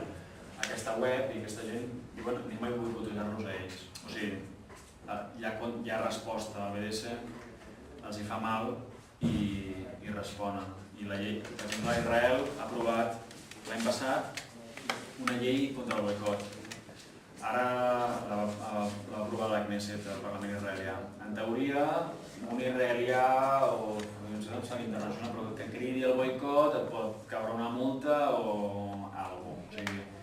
Sembla que no ho han arribat a aplicar, però està allà per fer por a la gent. Però encara que siguis sionista, tu pots dir no, boicot els productes d'aquesta colònia, però tu ets israelià sionista a favor d'Israel, però ja el simple fet de cridar contra el boicot d'aquesta colònia, el territori ocupat, segons aquesta llei ja et podrien anar per tu. El fet que hagin fet aquesta llei demostra que ells estan preocupats pel tema. I de fet, diversos dirigents israelians també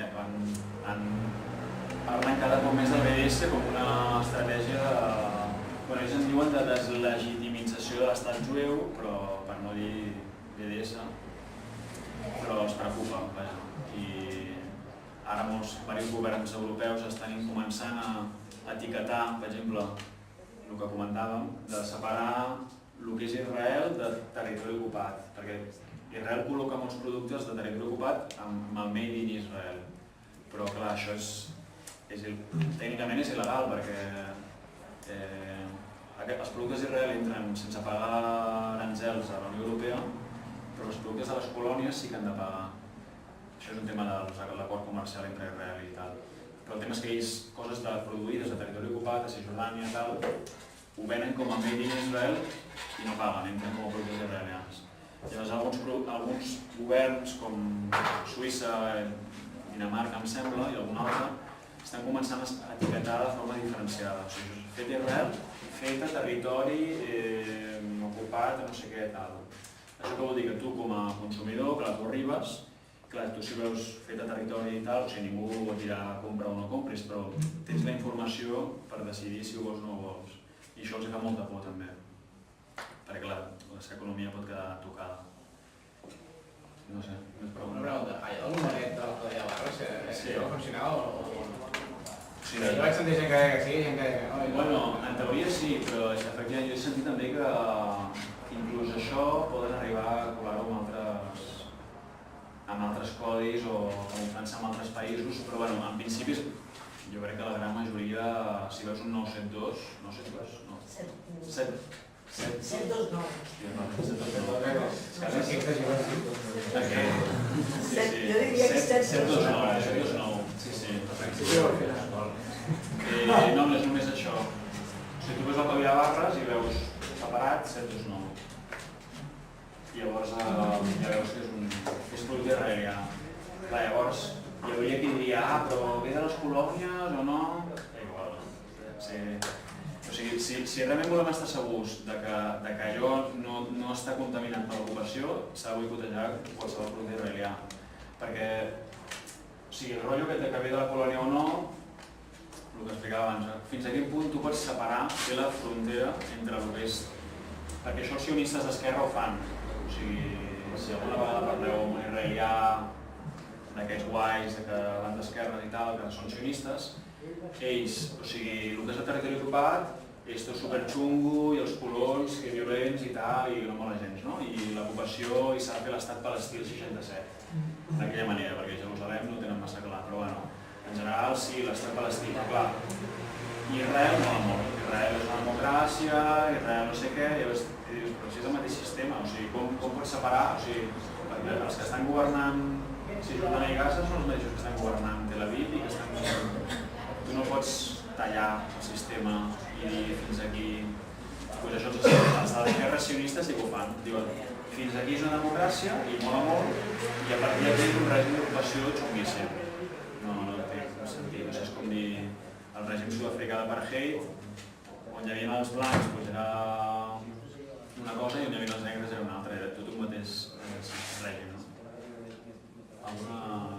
No sé si m'està podem estar, no sé si alguna altra pregunta. No? No?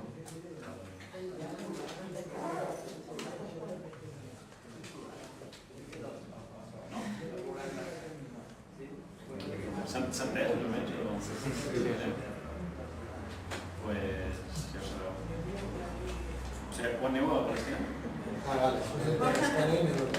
Com? La que havia d'anar no ha vingut.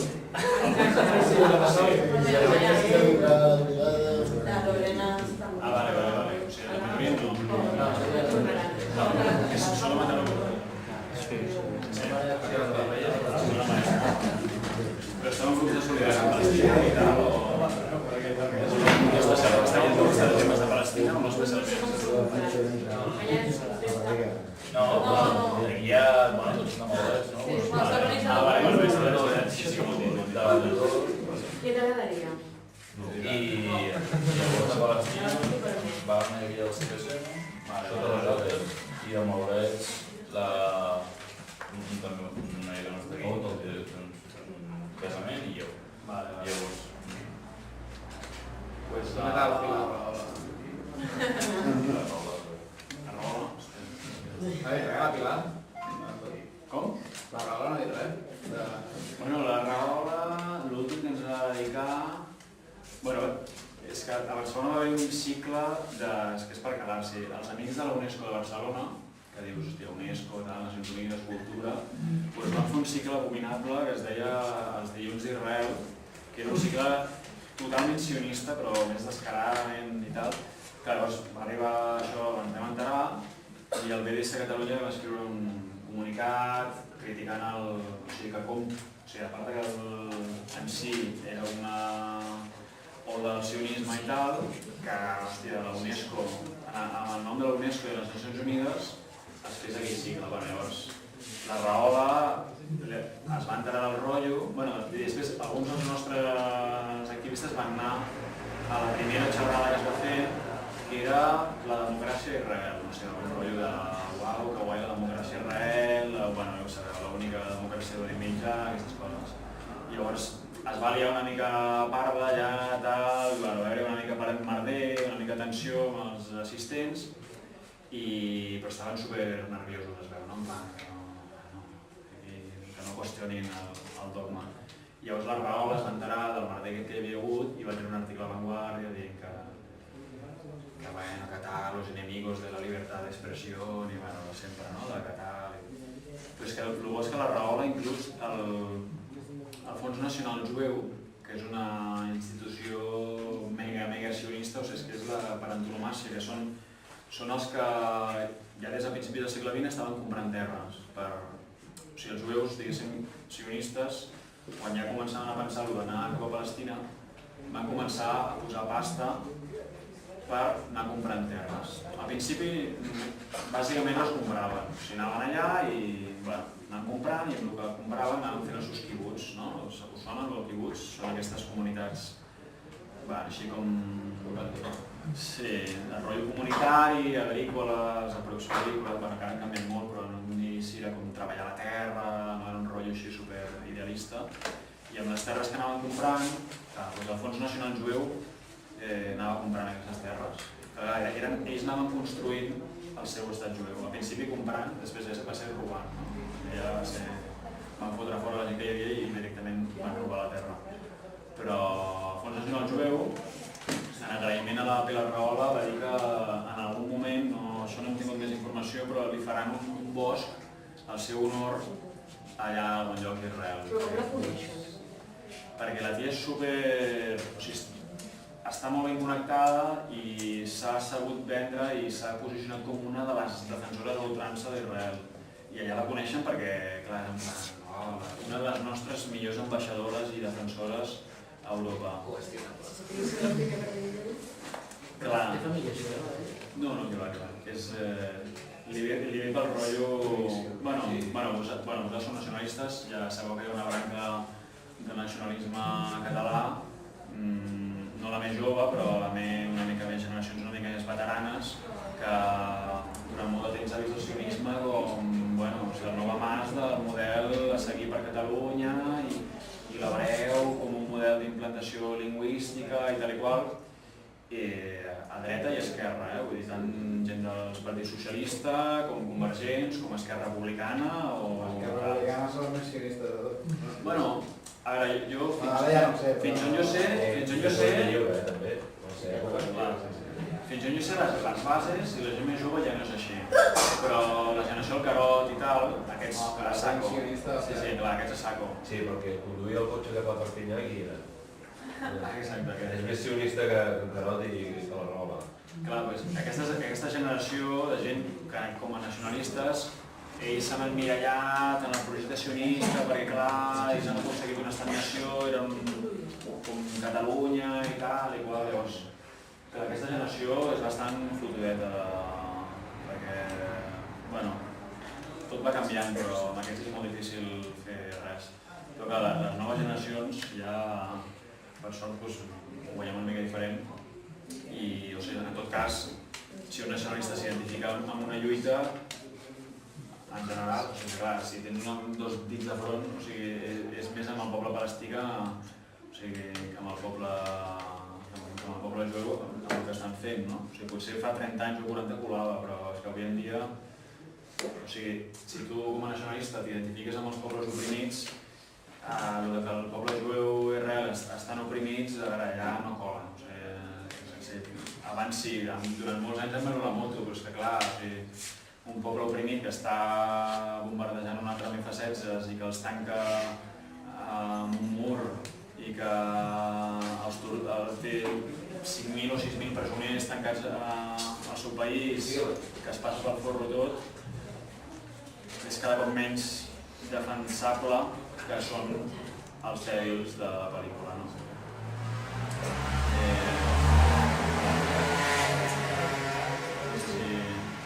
Alguna pregunta més?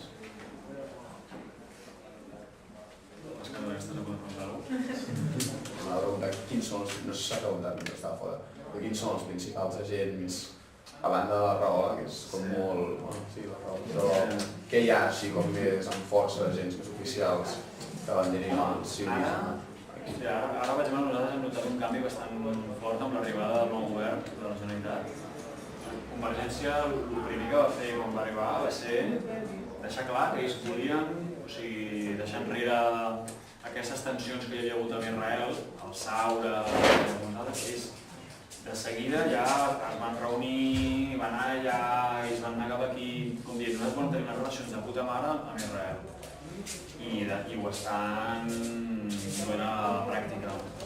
I això els hi ve de, els hi ve per una banda un cantó nacionalista, el que us comentava, d'aquestes generacions que encara veuen Israel com un model i referència i tal i qual, en tant que nacionalista català, doncs ells senten aquesta connexió amb el poble jueu, sionista, però després per una part també de dreta, de pragmàtic, Israel és un país que compta avui en dia, té Estats Units darrere, són punters en molts sectors econòmics, interessa a les nostres empreses, per aquesta part també. I de fet, nosaltres hem denunciat algunes coses, ells tenen un programa d'investigació, un programa conjunt empresarial, aquest l'han tret fa poc, entre empreses catalanes i israelianes. Aquests vam treure una carta per denunciar-ho. Després, en tema de turisme, no sé si sabeu que venen la tira d'israelians, especialment a Barcelona.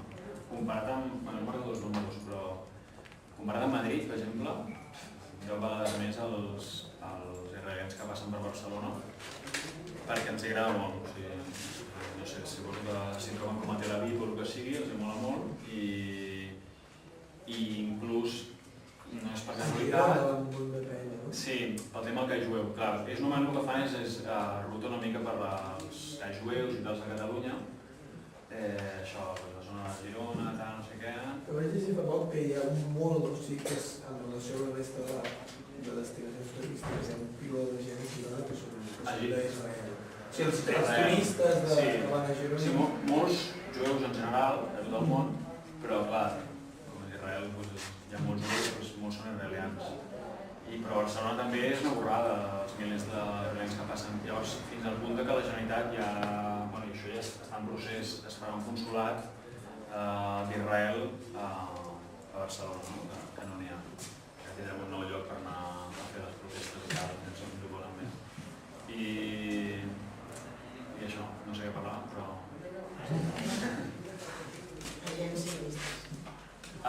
Bueno, doncs, clar, aquí el que tens això, de la Generalitat ara està plegat, o sigui, és una estratègia de govern, de tenir bones relacions amb Israel, peti, i estan amb això. O sigui, ara costa, és que a més tens la força aquesta que estan anant en la direcció contrària. Però bueno, també és qüestió de deixar-los retratats, no? També de la manera del possible, de dir, bueno, estem intentant fer negocis i fer tractes. I bueno, o sigui, realment la comunitat jueva a Catalunya és molt petita. O sigui, clar, hi ha altres països que el lobby té molta força, però perquè hi ha una comunitat jueva molt gran. O sigui, França, per exemple, té una comunitat jueva enorme en termes relatius, o Regne Unit. Llavors, com que la immensa majoria d'aquesta comunitat jueva és sionista, doncs, clar, aquesta té molta força a l'hora de defendre Israel i tal, igual. Catalunya no és tant un tema de sionisme, de jueus, sinó de nacionalistes. Com a nacionalistes que sigueu conscients que el sionisme de Catalunya no ve tant pel rotllo jueu, sinó d'aquesta part de generacions més grans, però no a joves també, vull dir que a la xerrada aquesta de l'UNESCO hi havia allà sionistes entregats i eren gent jove, nacionalistes joves. També a part de gent d'esquerres que es flipaven això dels kibbutz i els kibbutz i obviava la part xunga d'Israel. És que de fet l'esquerra, o sigui, el projecte sionista, Israel i tal l'ha atrapat durant molt temps per l'esquerra, perquè els primers sionistes, els sionistes europeus i tal, que comencen a pensar en l'estat jueu i tal, Herzl, que era austríac, eren russos, eren europeus, eren socialistes, eren d'esquerres, eren colonialistes a matar, però en la seva concepció i en altres coses eren d'esquerres, no? Era un moviment d'alliberació nacional d'esquerres. Llavors, clar, això es va traduir en que el rotllo dels quibuts i tal, doncs clar, eren projectes socialistes, eren iniciatives socialistes, comunitàries, i era un rotllo que aquí, aquesta generació una mica més grans, que són de l'esquerra, que estan al PSOE o estan al PSUV o més a l'esquerra, doncs tot això els sonava molt bé, no? Que guai, no? I molts van anar allà i... Clar, i aquesta gent, jo crec que tenen com un vincle afectiu amb Israel i els hi costa molt. Ara, el rotllo que ara el Rovira, no? O sigui, jo crec que el Borrell també, el socialista. Llavors, aquest és el lobby sionista que tenim a casa, no? Els jueus són uns quants, però tampoc tenen un poder tan... O sigui, no cal exagerar, no? O sigui, no és com a França. A França, realment, hòstia, si la comunitat jueva va per tu, sionista, ja, són potents. De fet, s'ha aprovat també una llei en contra del boicot a França. Que dius, bueno, o sigui, que s'aprovi una llei en contra del boicot a Israel, encara podria tenir cert sentit, però que s'aprovi a França demostra que realment, o sigui, a França és una llei similar a la que ha comentat abans el Marcel, de que tu si fas una crida al boicot, ser sancionat d'alguna manera amb una multa o el que sigui. Doncs això a França és una cosa similar i demostra com de potent és el lobby jueu a França que ha aconseguit que s'aprovi una llei en contra del boicot a Israel, que en principi... Sí, de fet han condemnat 2 o 3 activistes del BDS, ja els han condemnat, bueno, em sembla que pagar una multa i tal, però clar, és greu, no? Perquè o sigui, és evident que si haguessin estat cridant pel boicot a Zimbabue, ningú els hauria fotut la multa. És evident que és perquè estan tocant Israel i això toca la fibra. I era una xorrada, era un supermercat que van anar i van fer una acció, jo què sé, van agafar uns productes israelians i els van tirar o van cridar el boicot. I no sé si la que va penjar el vídeo i 2 o 3 més que sortien, però els han condemnat. Bé, és lamentable. Però bueno, tot i així el moviment va creixent, no? Va creixent i és que és un univers, perquè quan vas entrant una mica, clar, hi ha moltes campanyes, com us deia, no? O sigui, des de l'àmbit acadèmic, cultural, esportiu, no sé què, després, bueno, això com a sectors. Després hi ha tot el tema sindical també, que és molt important, que aquí els sindicats nostres estan una mica comptats i no, o sigui, com en tantes coses, i no estan molt...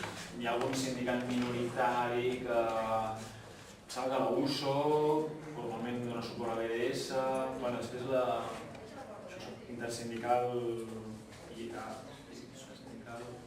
sí, la IAC. Sí, és això, la IAC. De fet, la IAC és un dels que estan com en l'organització de la conferència, que estan del nostre costat, però UGT, Comissions Obreres, Unides, no sé, tenen una aliança, bueno, com molts sindicats encara, amb l'Histadrut, que és el sindicat per antonomàsia d'Israel, el sindicat sionista d'esquerra, el guai, però sionista, i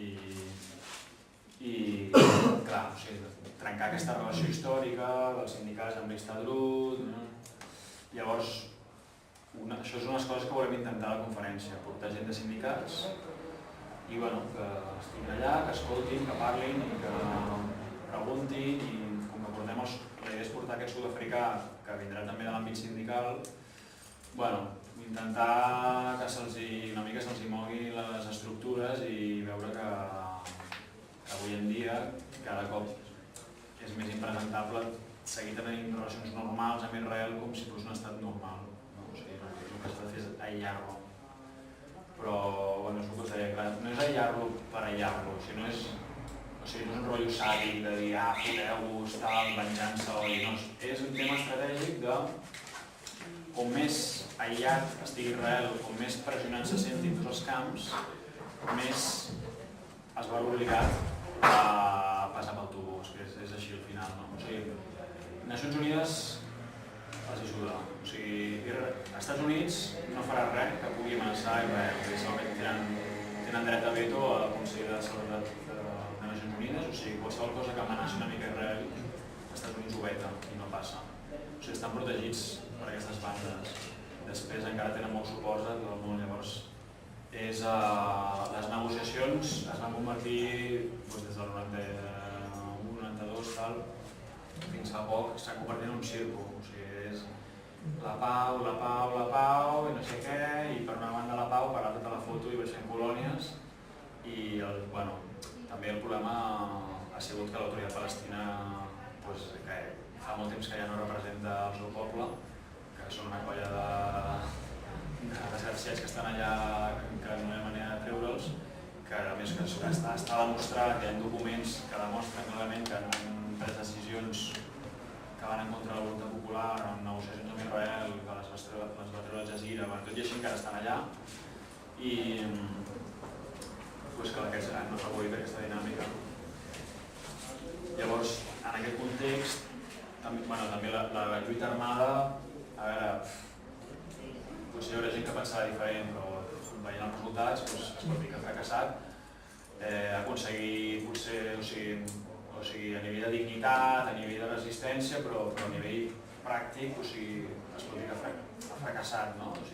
Llavors, clar, veient això, en altres contextes històrics o de països ha funcionat la lluita armada, però jo crec que en el cas de Palestina, amb un adversari tan immensament més potent que tu, que cada pedra que li tiris te la girarà contra tu i la convertirà en un tanc i dirà al món, mireu aquests el que estan fent. O sigui, clar, és una maquinària de guerra, política, mediàtica, en aquest context una lluita armada està clar que no, és molt difícil de dur a terme de forma victoriosa. Clar, llavors, en tot aquest context el BDS és al final el que queda i el que està funcionant millor. porta 7 anys i es pot dir que hi ha hagut bastants èxits. Això i la resistència popular, que és l'altre... O sigui, ara mateix, també jo el que veig, jo crec que cap on està anant la cosa és les principals formes de lluita ara mateix és BDS a nivell internacional, local, però també des de Palestina, i resistència popular, que no sé si heu vist vídeos, imatges de manifestacions a Palestina, que la gent, a veure, són populars, o sigui, alguna gent diu no violentes o diu no armades, bueno, o sigui, tirant pedres i tal, però bueno, el tema és que és popular, no, vull dir que si algú és molt purista i no és no violent perquè jo sé que tirant una pedra, però és resistència popular, en el sentit que no van a AK-47, o sigui, van ells allà a saco i van contra ells, o sigui, i van cada cap de setmana en 6, 7, 8 punts de Palestina, la gent es manifesta contra el mur, contra l'ocupació i bueno, els gasegen, els foten d'hòsties, els arresten, els intimiden i de tant en tant en maten algun també. I allà hi ha els activistes internacionals, israelians també com donen suport. Bueno, llavors, a veure, clar, no es podria dir, hòstia, quins grans èxits que ha aconseguit la resistència popular, però sí que és una pedra a la sabata d'Israel, o sigui, preferiria que no hi fos, els hi fot, i de fet impedeix certes, o sigui, que vagin més lluny. Els BDS, la resistència popular, jo és el que veig més fort a nivell de resistència. I el bo que té el BDS és que nosaltres des de l'àmbit local podem fer alguna cosa, perquè clar, si algun dia aneu a Palestina podreu participar en alguna manifestació d'aquestes, que també us doneu compte que s'han convertit en una mica de circ, algunes d'elles, perquè al final és turisme polític, no sé què, tiro la pedra i després tota la nit vaig a sopar a Tel Aviv. Que clar, això passa, jo també ho he fet. I jo vivia allà. Llavors, clar, s'ha de ser conscient que tu vas allà, pots fer alguna cosa, pots incidir, però clar, tu després te'n vas. Tu vas al cotxe i te'n vas i te'n dones a Jerusalem i te'n vas a veure una llimonada i la festa. Però ells es queden allà. I si tu has fet alguna imbecilitat durant el dia, qui pagarà el preu seran ells per la nit. O sigui, entraran i no restaran i tal.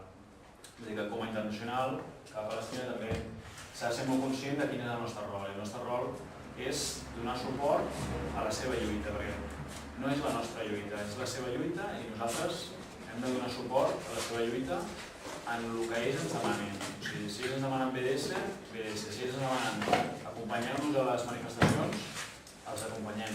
Però no per ser les estrelles, perquè ho dic perquè a vegades veus internacionals que estan allà, no sé què, tal, que tu ets estrelles i tu estàs allà per donar suport a aquesta gent. I tu ets molt més fort perquè ets internacional, perquè a tu per accident et poden matar o et poden ferir, però realment, algunes vegades sí que han anat a això, però en general és per accident, realment no ho volen perquè és un problema diplomàtic molt greu. Però un palestí poden fer el que vulguin. Llavors, tu has de ser conscient que tu ets molt més fort, que tens una posició de força que ells no tenen. Llavors, has de ser conscient d'aquest poder i utilitzar-lo per protegir-los a ells i tal, però no per perjudicar-los. És molt fàcil fer el salvallito i el xulut a les manifestacions quan saps que tu no passarà res. Inclús els israelians també, els activistes israelians, saben que en el fons, són jueus, i tal, no sé què, els portaran a la presó un dia i després està.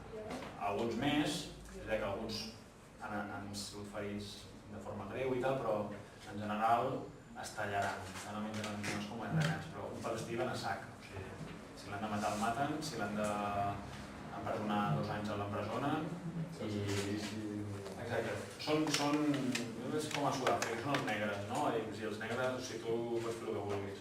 I ara, un internacional, s'ho pensant 2 vegades.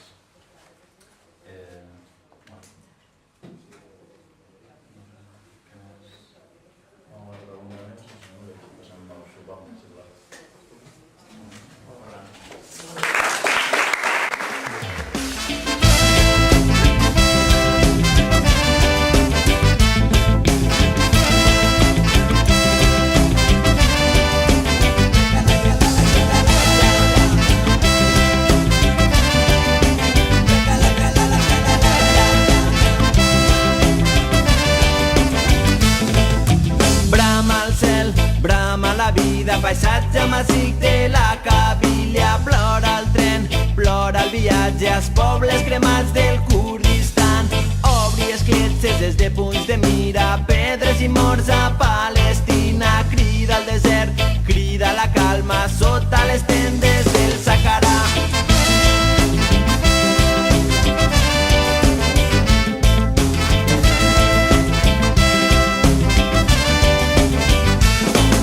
Derrota cultures, derrota persones, màgia arrasada de l'Amazones. Sense terra sembren el somni, sense terra seguen la fam. Plenen els mars, llàgrimes i rostres, mares i àvies a Buenos Aires. Pres federal, pres de l'espera, pres del sistema, punt